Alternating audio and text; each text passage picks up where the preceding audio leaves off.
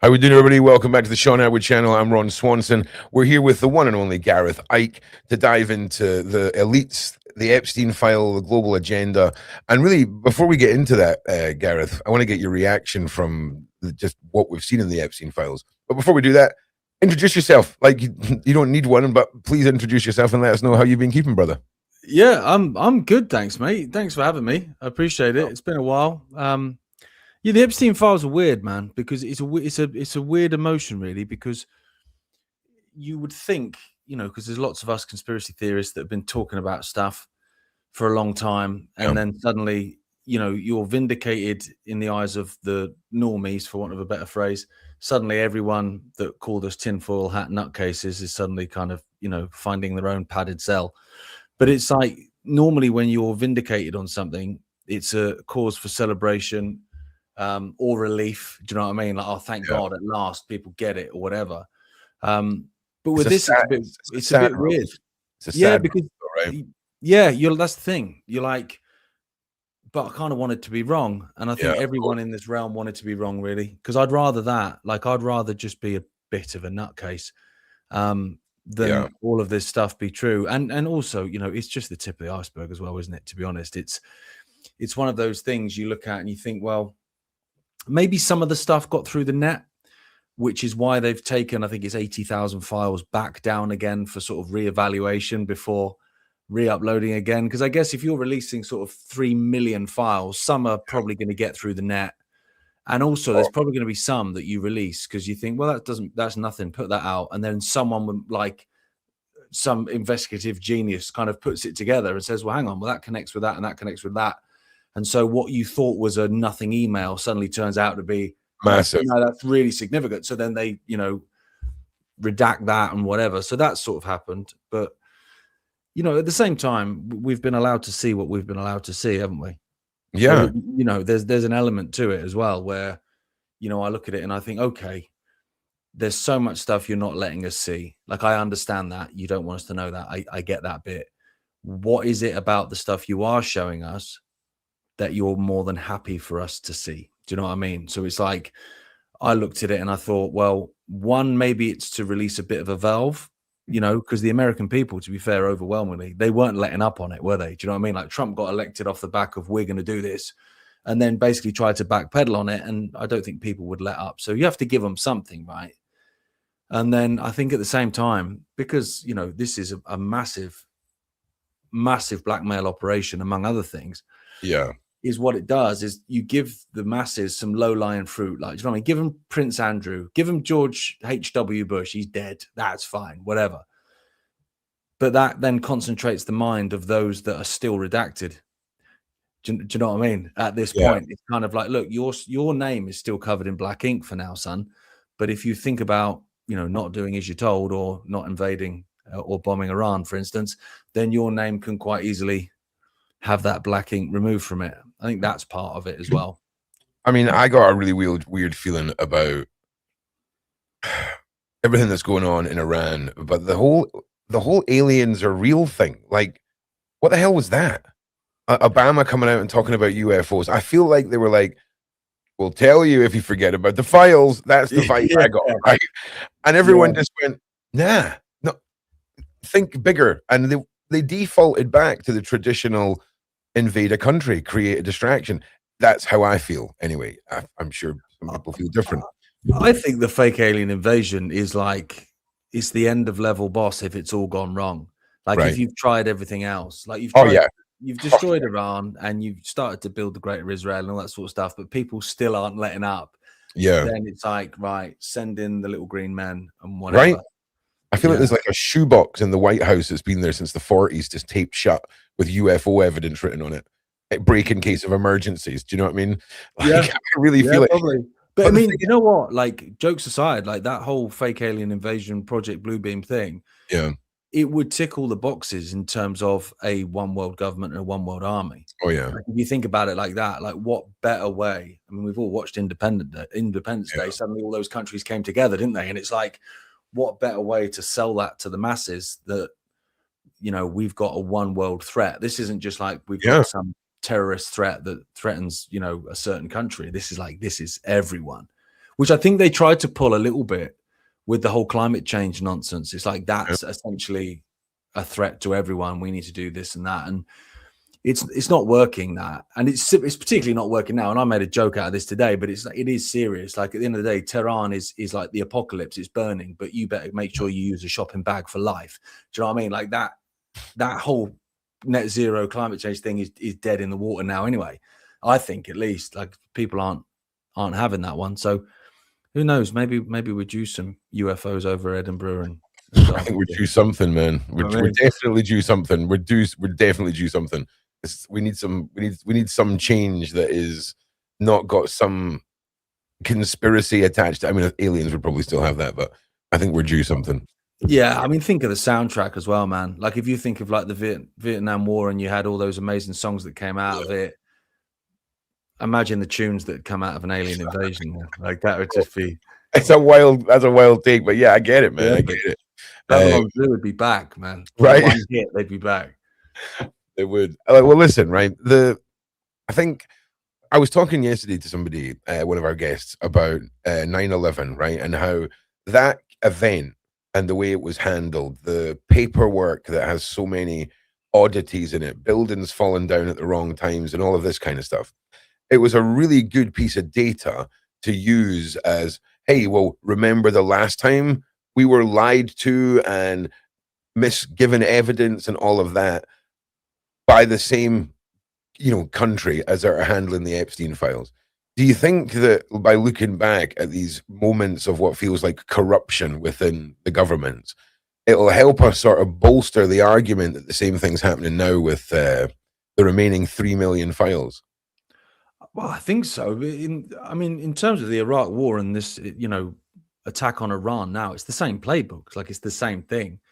It comes from the same document in terms of the project for the new American century and all this stuff. It comes from the same, revelations from General Wesley Clark about the 7 countries in 5 years and stuff. It all ended with Iran, right? That was the one that it was supposed to end with. And it's the same people. It's not even like the same organizations or the same countries. It's literally the same people. Benjamin Netanyahu has been saying for over 40 years that Iran is 2 weeks away from a nuclear weapon. I mean, it's the most inefficient nuclear weapon builders I've ever heard of. But people don't necessarily realize that that's the same man that was saying that Saddam Hussein had weapons of mass destruction and that taking out Saddam Hussein would have massive positive reverberations across the Middle East. He said the same about Gaddafi and ended up with slave markets in Libya. So it's the same playbook from the same guy to the same end. So if you can't look back and put 2 and 2 together on that one, like it's not even like that's a conspiracy theory. He's literally on the telly saying it, bold as brass. And it's got to a point now where they say that the monarch of England, like King of England, say like King Charles. Oh, it's a ceremonial title. Don't have any power, honestly. Keep giving them millions and millions of pounds while they're all best mates with nonsense. But don't worry about it. It's just a ceremonial. Can we not all get a ceremonial title then? Oh, apparently not. Well, that's what they say. They said that. Like I had an argument with someone once, and he said the crown jewels aren't owned by the Queen; they're owned by everyone. I went, oh, okay. Well, I'll take my piece now. Gold when I want to wear the crown out on a stag do, I'll let you know how I get on with that. Timeshare it out, bro. Timeshare it out to everyone, right? Yeah. But I think at the moment the president of the United States is a ceremonial title. That's all it is. They're all, bro. This is the thing. When we get into discussion like this, right? We've all got to remind ourselves that we'll all have a separate discussion about how all these people are puppets and there's people behind these governments, and we've got to keep that in the front of our mind when we talk off topic from that, because all of it's, to me now, after the Epstein files cover up, it is all solidified as smoke and daggers, absolute nonsense. I don't know if it's bloodlines, a shadow government, or what's Israeli going on here. Do you know what I'm saying? But I know that it's not the people that are in power in the UK, the US, that have got anything to do with decision making or what's going on. I'm convinced of it. No, I think there's certain people that I think are probably more elevated within. I would say Netanyahu is a pretty big player above normal politicians. I'd say Tony Blair is probably the same. This is why they're they're basically shits that won't flush. Like, how long ago was Tony Blair in government? Yet you can't get rid of the guy. You know, they're the sort of people that you have your, you know, politicians to come in, they do a few things, as long as they serve the cult well enough, they'll get a decent book deal and ride off into the sunset with millions of pounds, end up at a think tank for Goldman Sachs or something. But then you have those others that I think they basically work for Satan for free. And I think, you know, Netanyahu is one of them. I think Tony Blair is one of them. Like I say, I don't think Trump's necessarily one of them. I think he's just a useful idiot. You know, and I think he was perfect to hoodwink the masses because, you know, come 2020, so 2016 in America, like I'm pretty sure like the US was done with that left-right paradigm, really. They'd realize it was a uni-pie.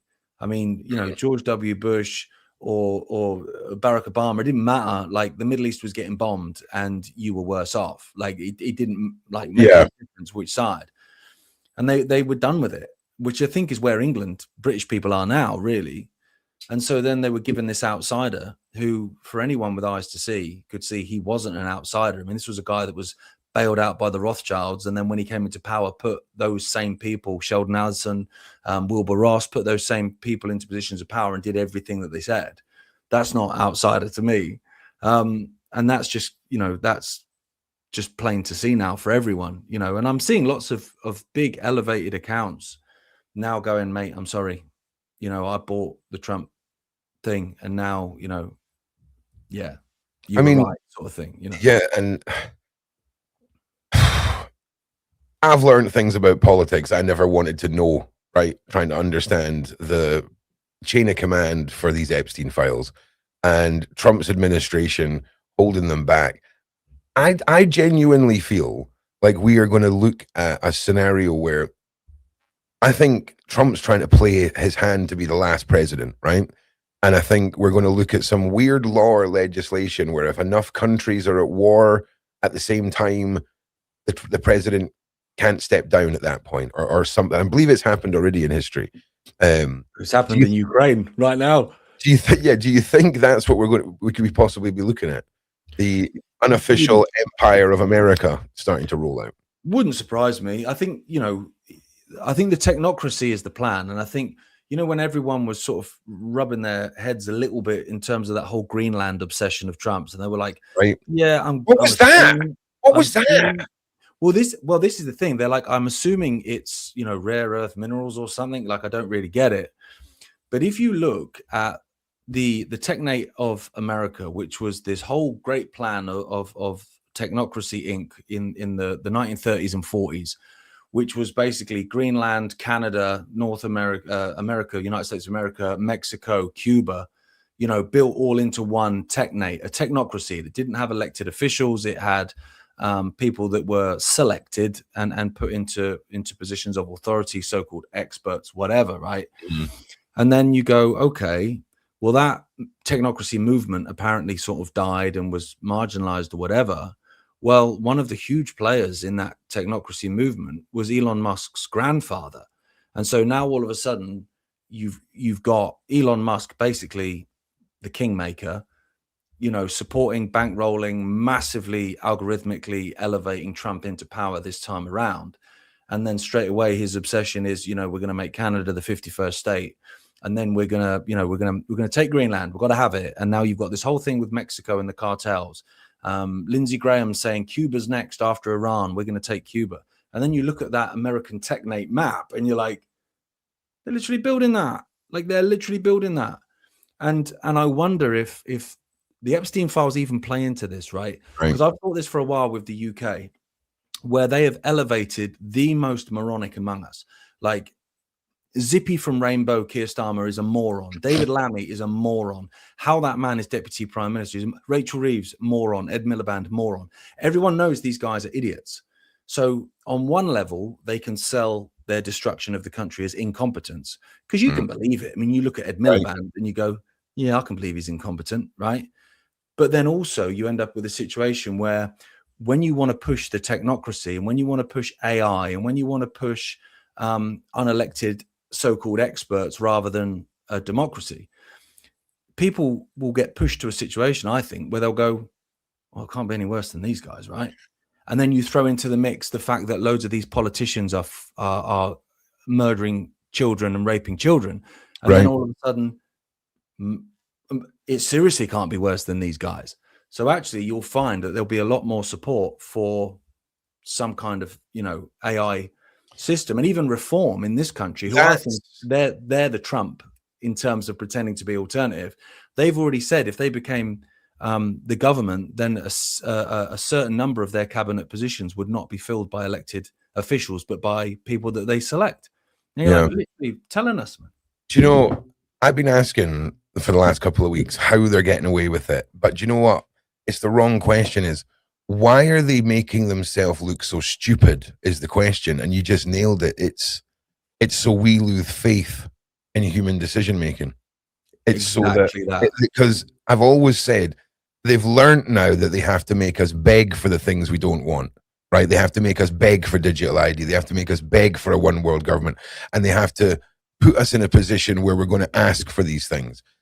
And I think you just nailed it out of the park, man, because it makes no sense to do what any of these people are doing and then leave receipts lying around for all of it, right? It doesn't make sense to let Epstein get captured, go to jail, files to happen. Just set it all on fire. Just burn it all down and, unalive him that way, and everything's nice and tidy, right? So this is exactly what we're heading into. This is the incompetence era. This is the weaponization of incompetence to wear us down, to demand that no longer can human error stand in the way of humanity. Scary, Gareth. Nailed it though. And also, bro. If you look around at some of the stuff, I mean, I don't do the AI, at Grok is this true stuff, but I know lots of people do. And they share lots of things, and you see some of the things that ChatGPT and Grok are coming out with.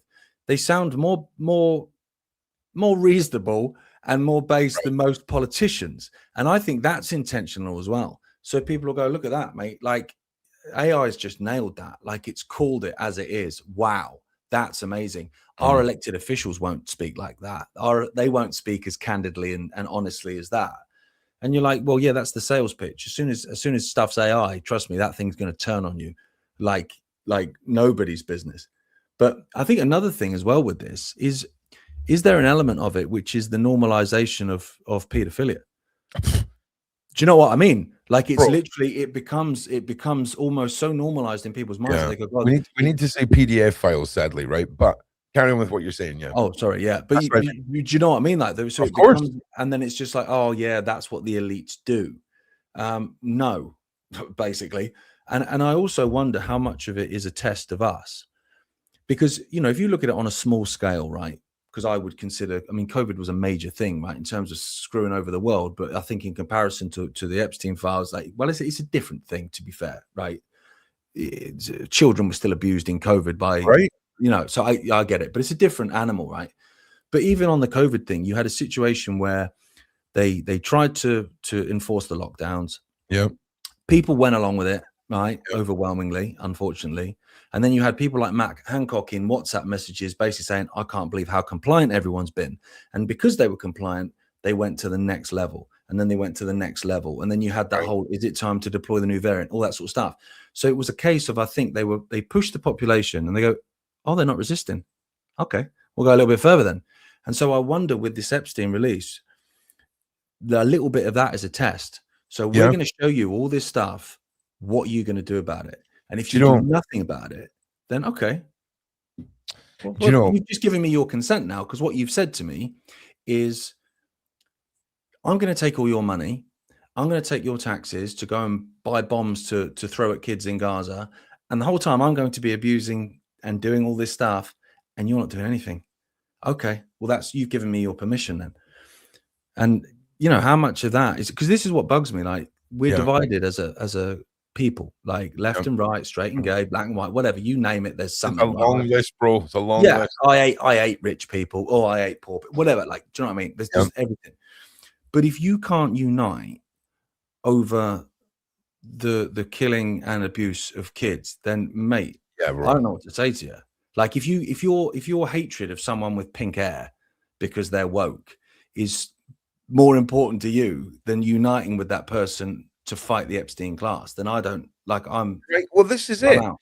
Like, how many? I've not been funny, but all I feel like I've been seeing for the last 2 years is riots, America, protests, America, riots, protests, right? For literally everything but this. It's so true.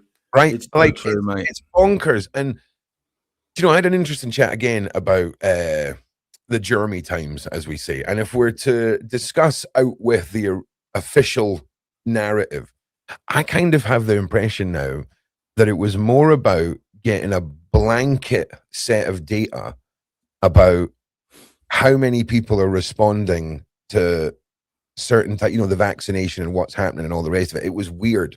Like I say, the live stream I done the other day, we delved into some really, really, really weird points.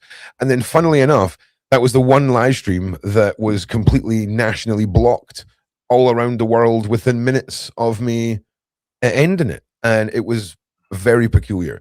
No, there's a clue. It really, really is. Now, look, that time is a very sketchy one that we've got to watch what we're tiptoeing around. So we've done the algorithmic dance well there. But these major events, right? We all need to take a massive closer look, right? Every single one of these events, the wars that have been started and why, 9/11, the Jeremy times, all of it. These are massive data points where we've had to put our faith in these individuals and just have a look at what the return on your investment is on each and every one of these, because they're either dropping the ball on a systematic plan of incompetence to make us beg for an AI government. Do you know what, Gareth? That's what I'm going with. That I think that's the only thing that makes sense, because it can't just be they think we're this stupid, right? They know we're smart. They're acting stupid for their gain. I think I think so. Yeah, I think so. I think this is the thing. Like, everything's a contract. We have to agree by either keeping our mouths shut and doing nothing, or by consenting and saying, yes, govern me harder. Like, I've said this for a while, when people are feeling, defeated and apathetic towards it, which I can get. Do you know what I mean? Especially when you're looking at round the clock footage of kids being blown to pieces while you, right. What can you do about it? You can't catch the bomb in the air and throw it away from the kid. You're helpless, right? Yeah. So I understand that feeling of apathy and whatever, but, and I get the fear.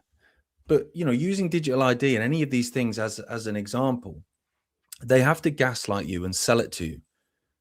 They wouldn't do that if they didn't have to. If Starmer could go, right, everyone has digital ID, end of, they would. They have to get you to ask for it. And for me, it's that perfect example of the vampire. The vampire is far stronger in theory than you, and it can chew your neck off and whatever. But you've got to invite it across the threshold. It can't just come into your house and tear you to pieces. You have to consent. You have to invite it in. Once it's in, best of luck, son. And so I think that we're at that point now where they are trying to manufacture consent for attacking Iran, for lockdowns, for vaccine mandates, for everything, digital ID, surveillance, facial recognition, whatever. They're making us beg for it. They wouldn't do that if they didn't have to. It's scary, man. And I think with the looming pending, the ID cards and all the rest of it, the UK culture-wise and our national identity is getting chipped away at beyond comprehensible speed right now. And I do believe, and don't quote me on this, I was literally just a headline consumption scrolling past headlines. And am I right in saying that a British naval ship shot down a fleet of Iranian drones off the coast of the UK or something like this? So we're definitely allegedly being drawn into something. I can double check this actually, because I've got the internet in front of me. I hadn't seen that. I'd seen there'd been some attack on Cyprus on a base, a British base, they were saying that the drones actually didn't come from Iran, but they had Russian components in them. And I'm going, all right, here we go. Yeah, here we go. Yeah, an RAF Typhoon jet successfully shot down 2 drones overnight, one over Jordan, the second heading to Bahrain. Hang on a second. This is the wrong one. Okay, this is UK. Hang on. I think this might be the wrong one. Literally over the United Kingdom. Well, let me just. I mean, I had a drone out earlier, but it doesn't have any weapons on it. Right. I mean, there was a huge fire in Glasgow as well yesterday. Hang on a minute. No, I think it might have been one of these fake news posts, which is good. Oh, yeah. Obviously, I'm glad we checked. But it seems like they're trying to draw as much of the world into this fight as they can, right? Yeah. I mean, I'll be honest, I cannot remember the last time where a war kicked off somewhere and then somewhere like Dubai started to get bombed and then another place started to get bombed and it just started spreading. I can't remember it. I mean, it may have happened in the Middle East slightly through my life, but it's weird. How big do you think they're going to try and push this? Do they want global instability just enough and they want to avoid a ground war? Do you think they want to keep this a missile launching tech-based war that spreads around the world so that they've got that grasp? Well, I think if America puts troops on the ground in a mountainous country like Iran, yeah, that's a recipe for disaster, mate. Yeah. But then I think they don't care either. Like the people that send these kids into the meat grinder, they don't care. Like, Netanyahu isn't on the front line. Baron Trump isn't on the front line. Which, he'd probably be good too, because that guy, I swear that lad is a Nephilim. He's huge. Bro. Mate. He gives me the evil young king from Game of Thrones vibes. Yeah, it's all very weird. But they'll send these. I mean, I'll be honest. I think there's more American troops being killed than they're letting on. I think, the fact that you've got authorities in Israel as well destroying CCTV cameras and sharing footage of bombs landing in Israel. If you're an Israeli citizen, sharing footage is punishable by 5 years in prison. Like that's not the behavior of someone who's winning. So I think at the end of the day, the whole idea is just to pretty much destroy everything and then rewrite the map. I think that's what they want to do. I mean, the Greater Israel is obviously a massive part of this, and Iran is a huge. It's the biggest obstacle. It's the biggest regional power that will stand against them. Saudi Arabia is not going to stand against them because it's aligned with them massively. Jordan's going to do sod all, despite the fact that their country gets swallowed up into the Greater Israel. Syria has their Al-Qaeda man in charge now, so he's going to let them do what they want. And Lebanon is being destroyed literally as we speak. Gaza's already been destroyed. The West Bank's being taken. Yeah, and Iraq as well. And what are you left with? Well, Egypt up to the River Nile. Apart from that, like, the Greater Israel is well on schedule. And the other element as well is, if you take the Greater Israel, if you look at the map, you look at Israel now, it's a slither of land that you can drive around in a day. The Greater Israel is bloody enormous. And so you drive all the Arabs out of there, which is what they're doing, and they'll drive them into Europe, and then all the patriots that are cheering on the war will be complaining we've got more immigrants, right? It's just like square me that circle. It's a vicious circle. Yeah. It's strange, but a lot of them have all gone and licked the wall, and they're all on the payroll anyway. So whatever, they'll say what they're told to say. Right. But at the same time, if you're going to populate the Greater Israel with Jewish people, then you need to get Jewish people to move to Israel. And I think that is part of what this whole massive anti-Semitism thing is about. Like, obviously you have genuine, people that don't like Jewish people for being Jewish. And, that unfortunately is the same for every demographic. There'll be people that hate you for whatever reason. But overwhelmingly, I think the whole anti-Semitism thing is massively blown up. It's like, if you call out the state of Israel, you're an anti-Semite. So, well, not really. And so I think they're creating a situation where Jewish people are so frightened that actually they might think that the only place they can go and be safe is to go to Israel. And that's how they populate it, with fear. Do you know what I mean? Because yes, that's also an interesting point. Yeah, okay, I see what you're saying. Yeah, well, I mean, you're going to have like people that they believe they're God's chosen people, and they believe it was promised to them 3,000 years ago. That's a massive minority, like an absolutely ridiculous minority of Jewish people that actually believe that. They'll go off, they'll be fine. You get a few Zionists that were like, yeah, fine, I'll go. But then I think overwhelmingly most Jewish people, like, just because you're Jewish, like, I live in Brighton, mate. I grew up here, like, whatever. So to get them to leave their country of birth for generations and clear off to the Middle East, you're going to need a pretty big reason for that. And I think, fear will be a massive one. So I imagine we'll see plenty of false flag attacks coming up in the next few weeks against probably the Jewish community, because then that garners more sympathy for Israel. It creates more support and consent to attack Iran and the Middle East, and it creates fear within the Jewish community, so they will want to leave and go to what they claim to be a homeland. Do you know what I mean? It's like boxes being ticked left, right, and center. Well, let's expand on the conspirafact theory, right?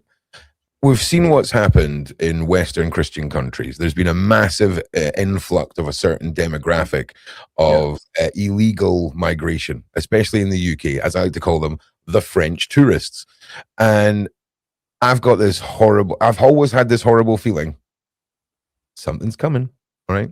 Something's a brewing, okay? When you've got individuals who've come over here as a refugee, but on their Instagram, up until they left for their travels to France, it was all Rolls Royces, Land Rovers, guns, money, substances all over their Instagram. And things don't add up, right? No. And then it gets to the point where the epicenter of a lot of the extremist mindset of this particular demographic gets into a war. I'm now thinking, have we just preemptively let in a bunch of individuals who are going to activate, shall we say, and start massive civil unrest around these countries? And again, this is just a theory, algorithm, okay? Just a theory. But that's what I feel. Wouldn't surprise me. Wouldn't surprise me in the slightest. The mass migration into Europe is long planned. Like, it's not an accident. Right. You've got prominent rabbis in Israel saying live on camera, not giving a toss who knows, that Islam is the broom of Europe. Do you know what I mean? Like, to clear out the culture. What's crazy is the United Arab Emirates, like Dubai and things like this. They had turned around and blocked any students coming to study in the UK this year, because they have now declared the UK as the #1 Islamic terrorist recruitment and radicalization hotspot in the world. Nice. I wonder how that happened, Gareth. Can you give me an idea? Maybe it's crazy, right? I mean, it's crazy. But it's that whole, you create a problem and offer the solution. So you've got the Labour Party, who massively under Tony Blair, who is obsessed with digital ID. Tony Blair opened the floodgates to mass immigration, and then you've got his protege, Keir Starmer, offering digital ID as a solution for the mass immigration that his hero created. And, in between the two, you've got people like Boris Johnson with the Boris wave just open the gates as well. Like, this is what kills me when people say, I don't know what to do about mass immigration. Mate, you're an island. It's literally the easiest thing in the world, mate. Right. They're not coming across the North Sea because just no slap one's up coming across the North Sea. Some CCTV and some people with long sticks with points on the end, bro. That would solve a lot of the dinghies that are coming over. You know what I'm saying? But it really would. You could stick one frigate out in the English Channel. Like, if you cared about it, you stick a boat in the middle of the English Channel and you turn them back. Done. Next. Yeah. It's very easy to do. It's obviously being allowed to happen. And that was the point I was making when they were saying that, Putin was planning to invade. It's like, mate, if that guy wanted to invade, he'd just stick the Red Army in a dinghy, mate. Like, the piece of cake. Like, no, do you know what you would need to do? Is get one of those massive submarines and then just stick a dinghy on the top of it, right? And the dinghy, just let the dinghy be dragged along the top, because no one's stopping the dinghy, right? You know what I'm saying? You just hide everything underneath that one inflatable boat. That's it, mate. That's it. I can imagine Russian soldiers in a Holiday Inn with a new mobile phone going, I thought like there'd be soldiers on the beach and stuff, but someone just handed me a fucking, Z Flip, and here I am. It's, it's mad. But it's the same with all of it. It's like I was reading a story yesterday how we got 2 days worth of gas reserves, and right, and it's like, right, like, how have we got 2 days of gas reserves? We're supposed to be net zero within 10 years. Like, how's that working? Like, mad. And we're just blowing up power stations. Like, I'm in Derbyshire, Nottinghamshire, the next county. Like, tons of power stations, they've all just been blown up. Like not just like closed down and we might need it one day, but no, just blow it up. It'd be fine. And then they're going, oh, we've got to pay over the odds for our gas. Well, we haven't got to. You've just decided, back to the whole incompetent thing, you've just decided to be a total moron. But I don't believe you're being a moron. I believe you're pretending to be a moron. Or rather, the people that make the real decisions are having moronic frontmen take the lead on them. You know, I don't believe Ed Miliband is planning anything. You know, none of these politicians do. They get given their briefings by civil servants, which are there the whole time, no matter who's in charge. They're the permanent government anyway. They just hand the politician the bit of paper and he swishes his pen on it and suddenly it's law. And, you know, they're not making those decisions, you know, you can, there was a great example of that with Donald Trump, where I can't remember, trying to remember the country. It was a prime minister of a European country. Can't remember who it was. It will come to me. And they're sat there and Trump makes this, and they signed the deal, whatever it was. And Trump makes this announcement of what's in the deal. And you see the prime minister looking at his advisor like that, and he's reading through it. He's obviously panicking because he's not actually read it. And so he's just stuck his pen on it, signed it, and then been told, obviously, in the press conference, what's in it. And he's, you know, his ass has fallen out. Like, it's such a joke, politics. Like, do you want to see what jokes, like, this really, a producer, Sarah, just sent this over to me. Like, this is what we've just been talking about incarnate. This is the most ridiculous solution to this. Failed asylum seekers, just give them 40k and send them hacking. 40k? What about the one-legged freaking war veteran living under a bridge? Where's his 40k? What about all the homeless people? What about like the single mums and the elderly? What about the people that have been here and paid taxes for decades? Like, this is this. In fact, you know what? If I can get to France and just make it over here in a boat, can I say that I'm a refugee even though I'm a British citizen? I guarantee you their paperwork will be that lackluster. I'll take 40k, 100%. Madness, mate. It's an easy gig. Madness. Get a fake moustache, come back. It was 80 grand. Do you know what I mean? Sorted. It's just mad though, isn't it? But you laugh because this thing, it is so ludicrous, isn't it? That you're going to pay £40,000. That's. Listen, I've just looked it up. You are absolutely right. This is the number one selling disguise right now around the world for re-entering the UK. Right here. Perfect. Job done. Madness. It's bro. Like I have to laugh. Like at this stage, I have to laugh. Like 40k. I mean, they're already handed, I do believe, 3k in funding plus accommodation. Anyway, that's not the point of this. Relax. Let's dial it back, Ron. Let's not snowball. Okay, let's pull it back to the agenda, the globalists, the Epstein files, and where do you?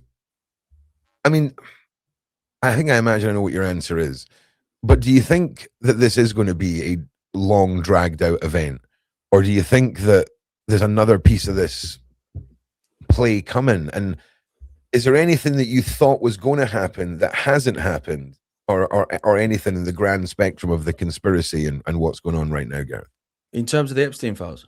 Well, in terms of the Epstein files, in terms of like the Trump administration, the Israel, everything that seems to be happening. Because I imagine if I'd asked you this back when the Ukraine-Russian war started, what do you think is going to happen next? Like, what would be your vibes off of this? Or do you think that this is such a cluster that, I mean, I'm personally in the cluster zone where I feel like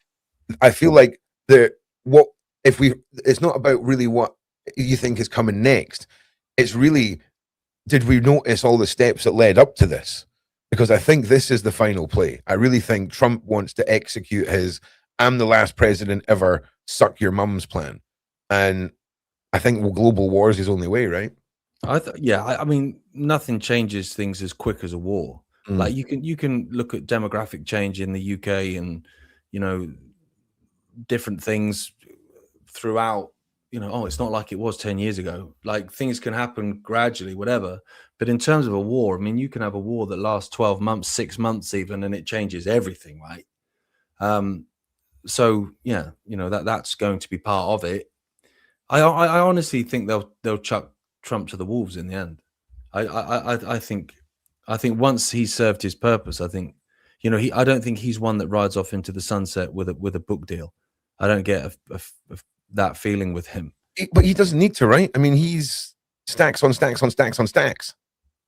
Like before he became president. I mean, he's but that that was allowed to happen. This is a guy that went bankrupt. What was he bankrupt and in debt over $1 billion? And then he was bailed out by the Rothschilds, and he was literally told that he was told he was too big to fail. That was the attitude of the banks when he was facing bankruptcy, and I can't remember when it was, but it's that. Was it 72 banks that combined to bail him out? It's something mental, mate. Are you telling me, the devil that day, bro? Right. And if there was ever an argument, right? And I tell you what, I've still got 2% of my opinion on this. That if there was ever a person that the FBI and the world powers could corrupt to be an informant or an agent or whatever, Trump is a prime candidate. A billionaire playboy businessman.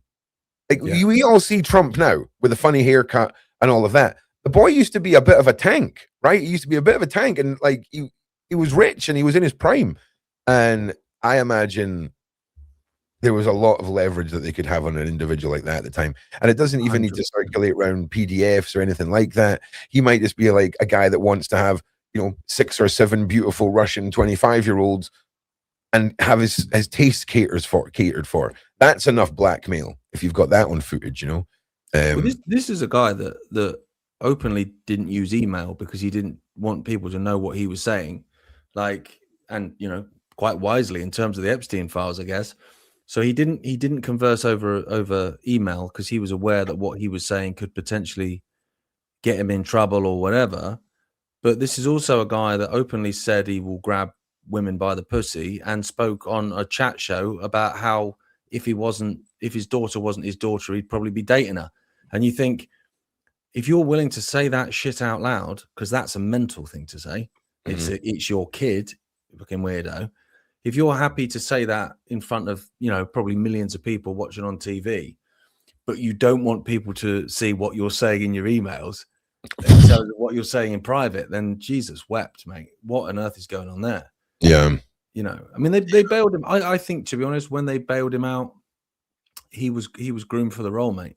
Because these people play so far in advance, that I think he was groomed as to do exactly what he's done now, which is to be a chaos agent, to cause absolute carnage. He's perfect for carnage, because even on a political level, before he's lost a lot of his support now, obviously, before with the Epstein stuff and with attacking Iran, but even before that, like he polarized everything. You never met anyone that went, Trump, yeah, he's right. No one ever said that.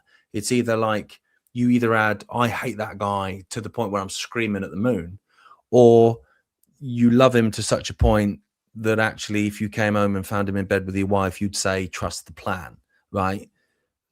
So it kind of beautifully polarized everything. And now we're at a point of absolute chaos, which is, it's order out of chaos, right? I mean, that's the scam, isn't it? And, I think at the moment, if you take the COVID, the thing, time, you basically had one thing to fight back against, right? It's like, right, we're going to fight back against the lockdowns, or we're going to fight back against this mandate or whatever.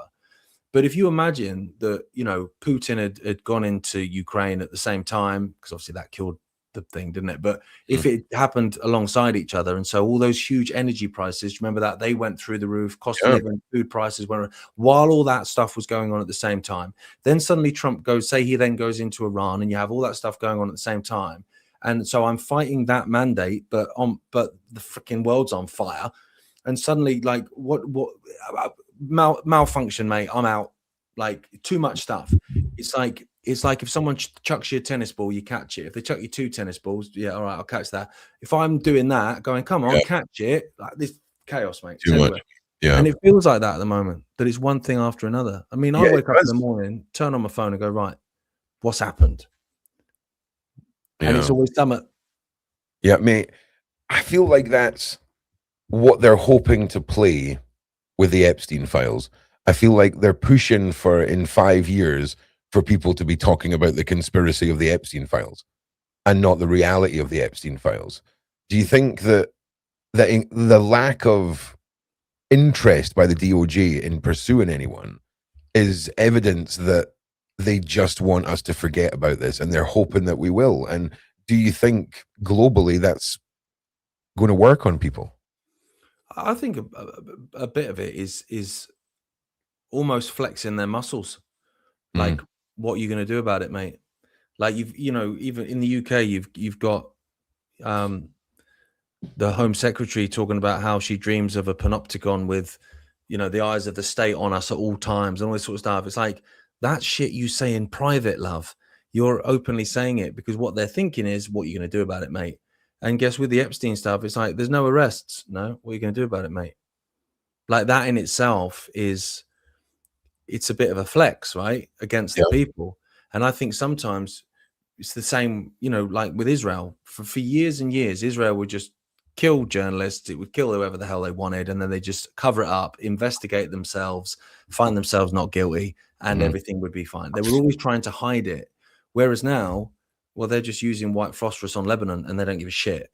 And I think that is their flexing as well, going, I know you know what we're doing. And because I can see you talking about it on X, but what are you going to do about it, mate? And that, I think, that's possibly part of what this Epstein files is about as well. That they are so emboldened that, yeah, you can whinge on a podcast if you like, mate, but you ain't gonna do anything about it.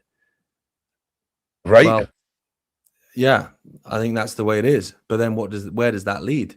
Do we then go, okay, fine? Or does it go to the other end of the spectrum where suddenly, I'm waking up in the morning and going, Jesus Christ, Bill Gates has been lynched. What? Do you know what I mean? Right.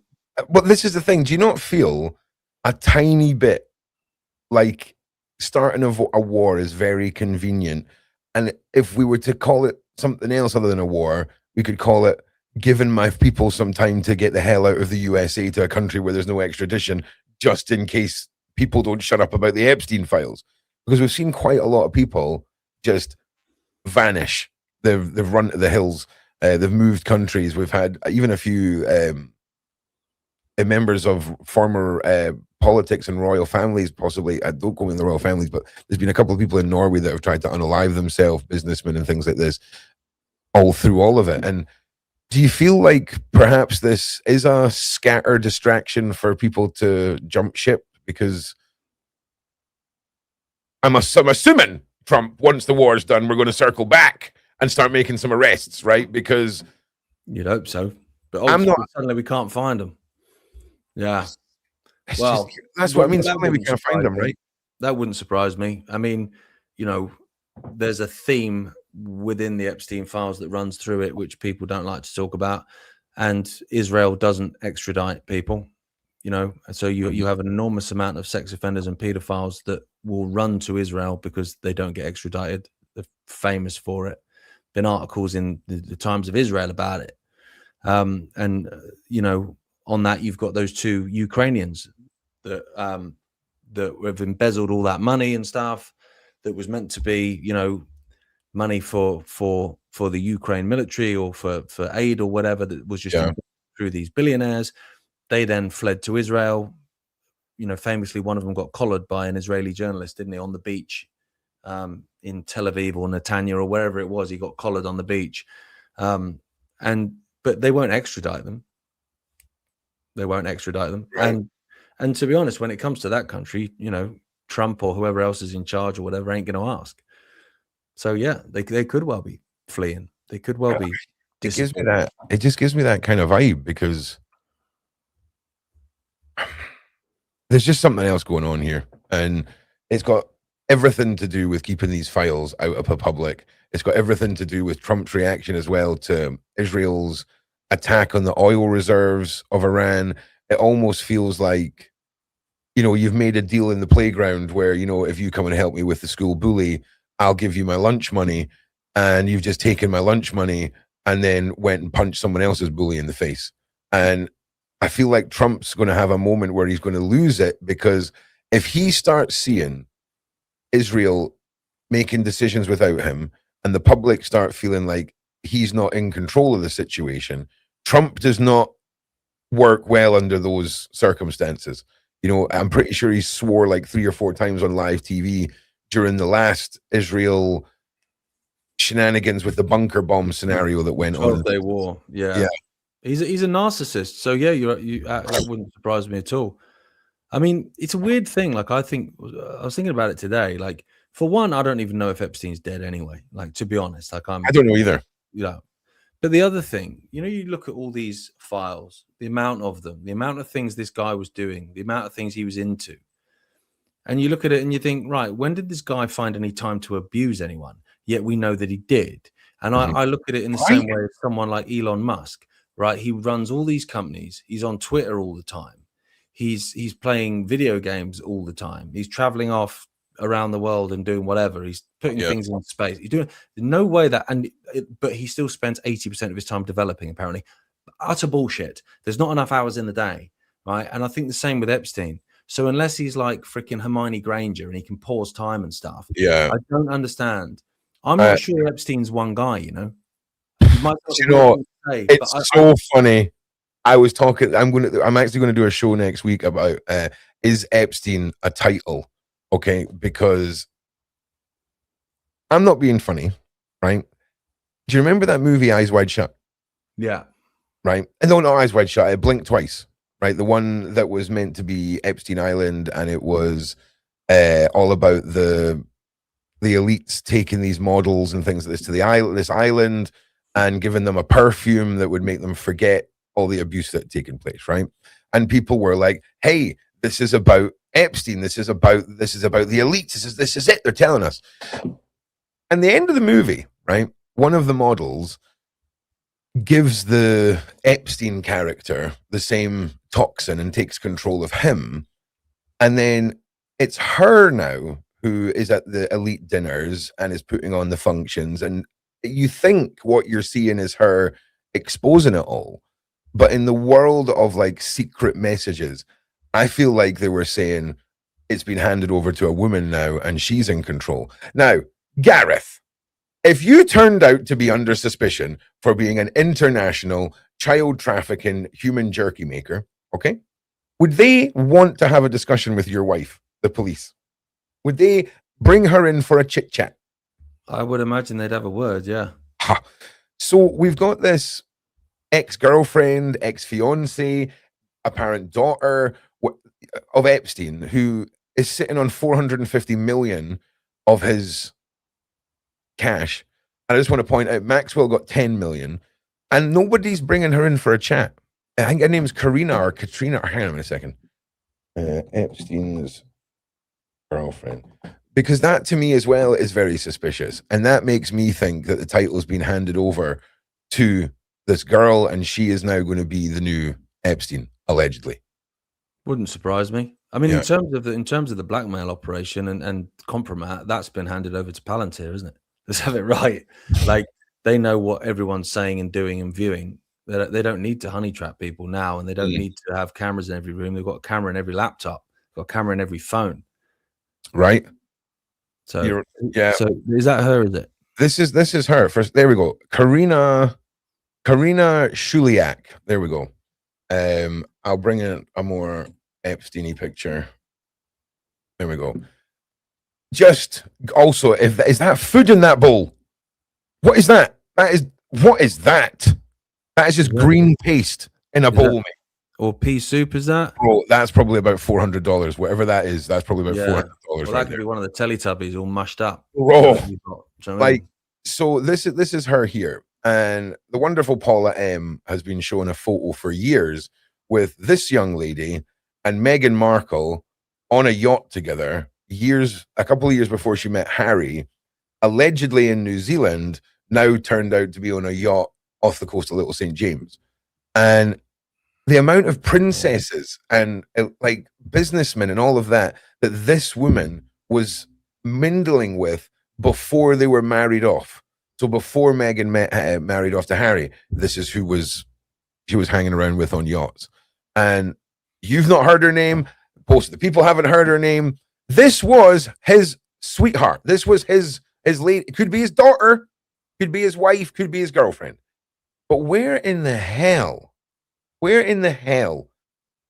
is her question time? Because this to me the is Markle thing's interesting because didn't she say I'm going to marry a prince? Oh, yeah. Years before, told her friends I'm going to marry a prince, You've and got everyone went, the princess of Norway was emailing Epstein saying how much she wanted his babies before she was introduced to her husband, the Prince of Norway. And there's about 3 or 4 other countries where Epstein was chatting with in an obsessive way, where these princesses were obsessed with him prior to them being married into the royal families that they are. And then look at Prince Andrew. Like, what is really going on here? Okay. Well, didn't that Nicole Junkerman? I know Johnny Vedmore's done loads and loads of work on this. With Nicole Junkerman was sending him emails about having his baby and stuff.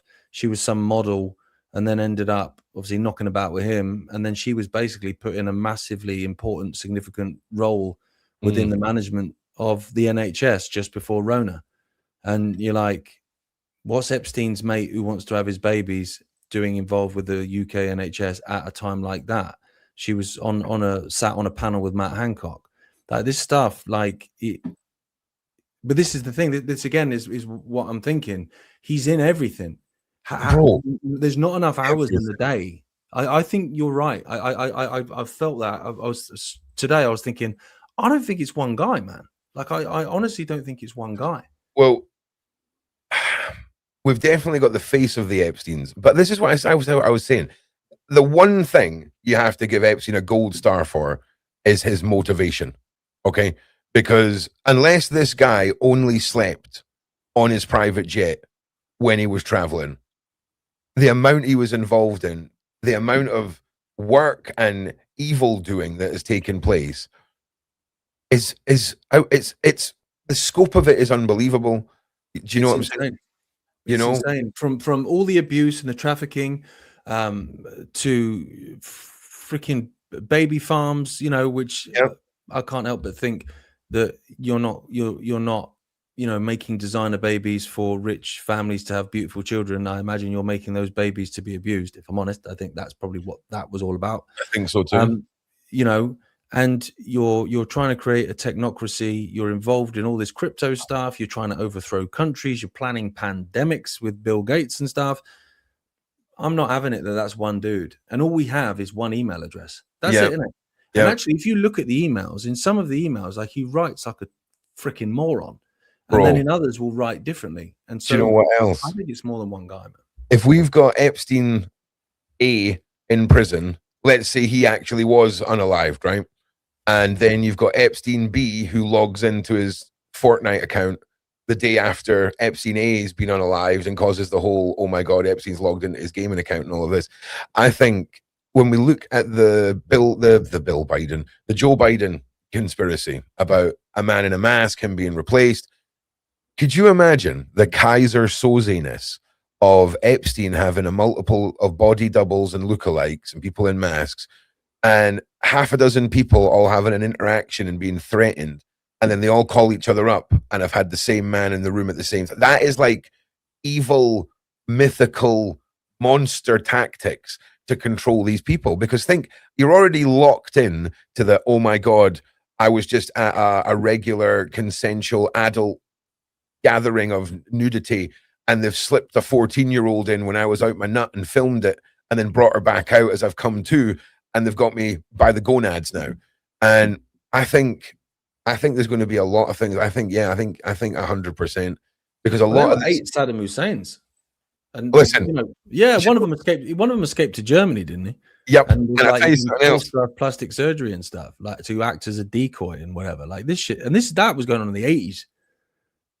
I need to ask you something, but I need to set up a joke here first. So hang on.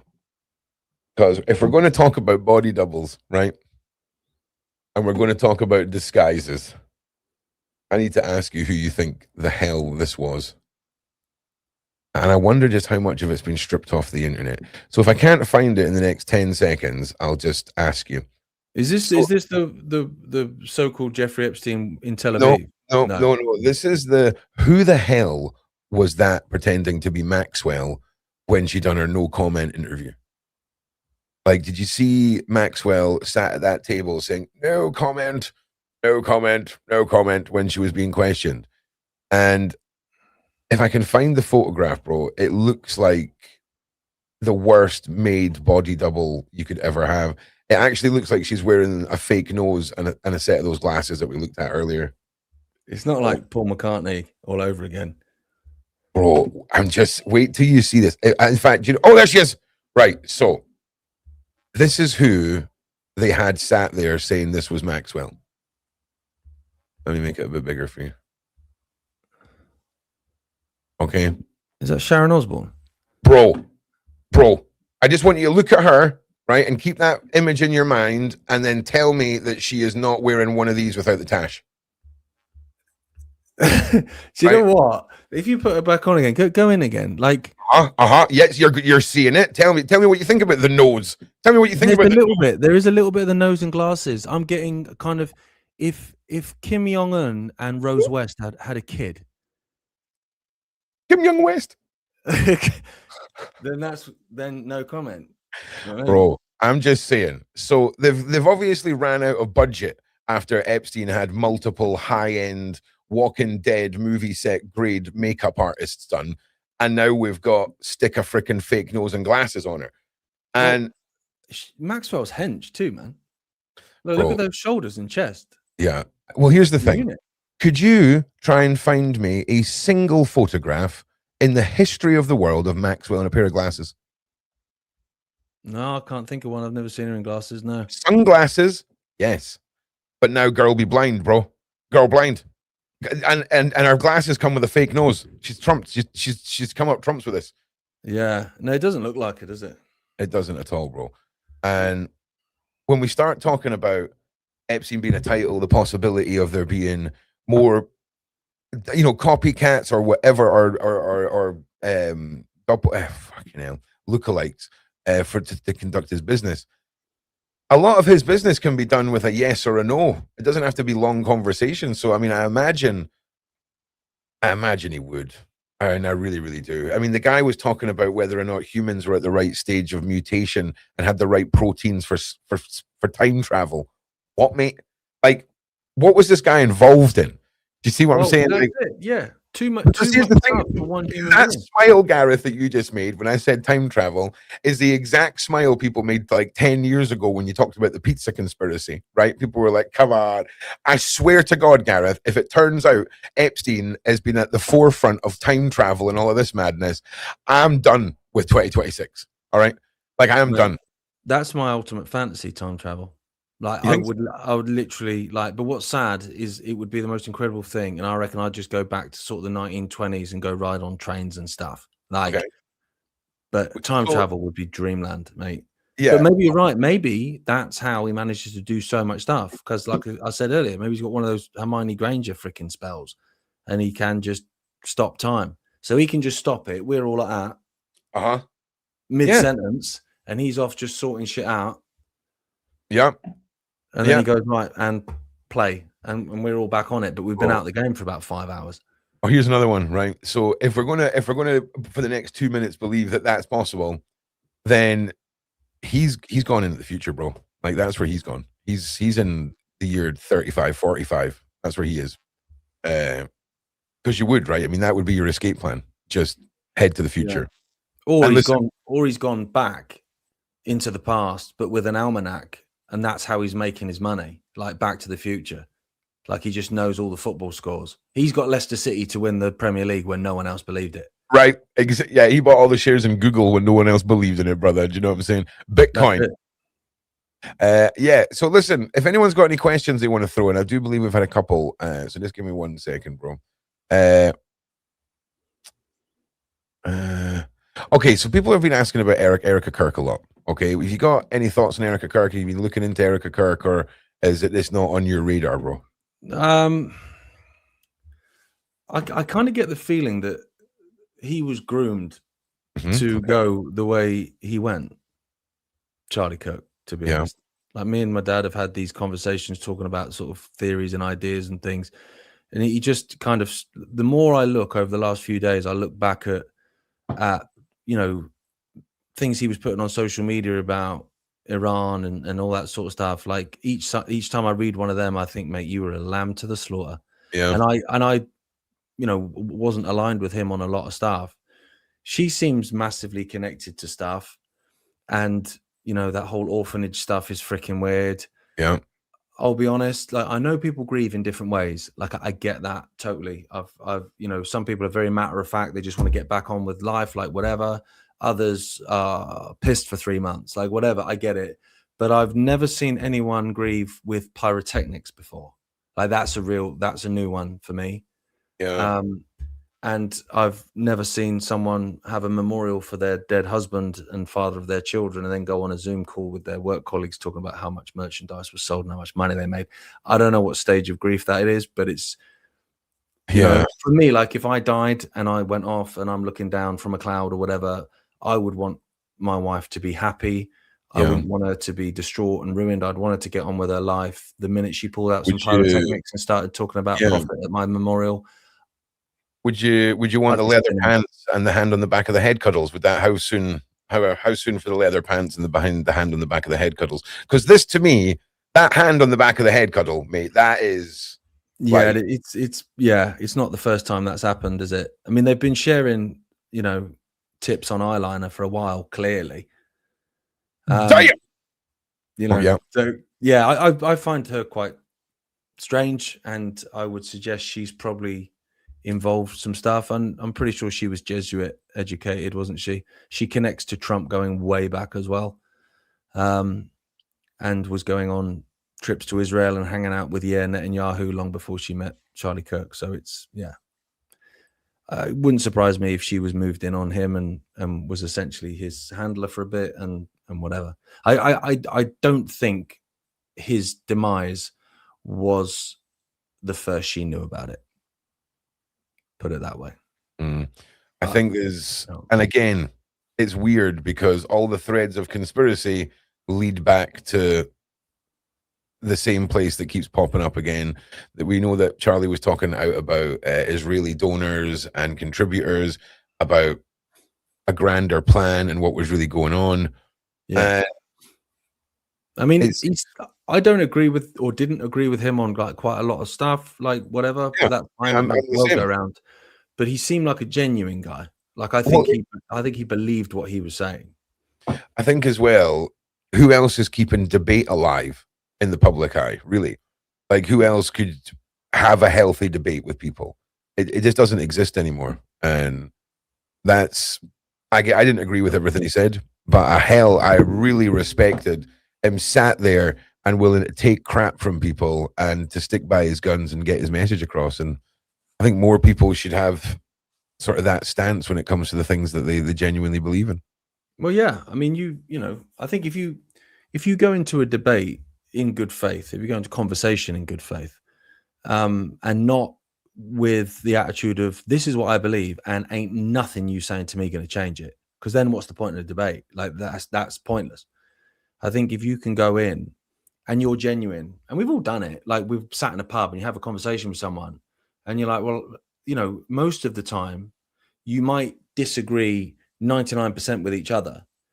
And at the end of the conversation, you'll maybe disagree 65% with each other. You still disagree the majority, but there's a sizable minority that you agree on. And I think most people would do that. If you had if you, like I say, if you came with a good faith argument and not just a case of I'm going to win this argument and I don't care what you have to say. But if you're going in and going, right, then that's how the world gets better, right? We have conversations, we learn from each other, and we realize that we probably aligned. I think in terms of this whole elite stuff and so-called elite stuff, like we have so much more in common.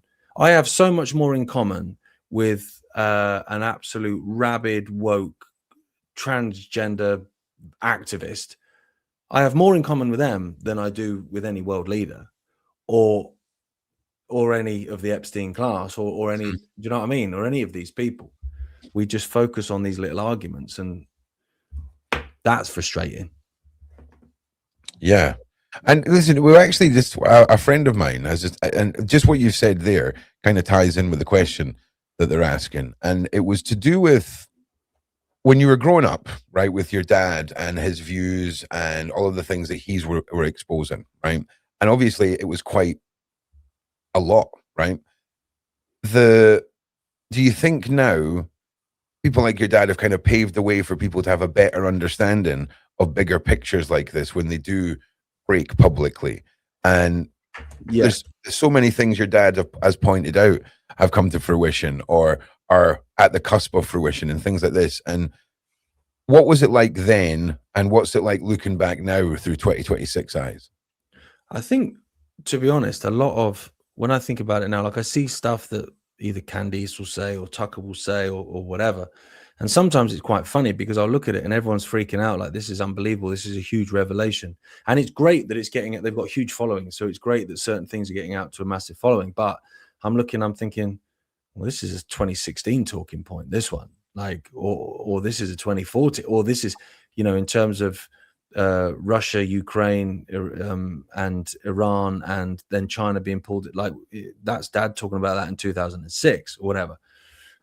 So I think, a lot of what he did, which wasn't very pleasant for the family and obviously wasn't pleasant for him, was he took a lot of the flack. Like, so he came out, was the first person to say a bunch of stuff, so just got pelters. And now people are saying stuff like exactly the same stuff, similar stuff. And people are going, oh, yeah, that is interesting. And it's like, yeah, because he took all those metaphorical bullets. Like, he took all those horrendous hit pieces in the press. Like, he took that when no one else was. So I guess he's like almost like the first one over the top. Yeah. Into no man's land. Do you know what I mean? And, that takes its toll on someone as well. Of course.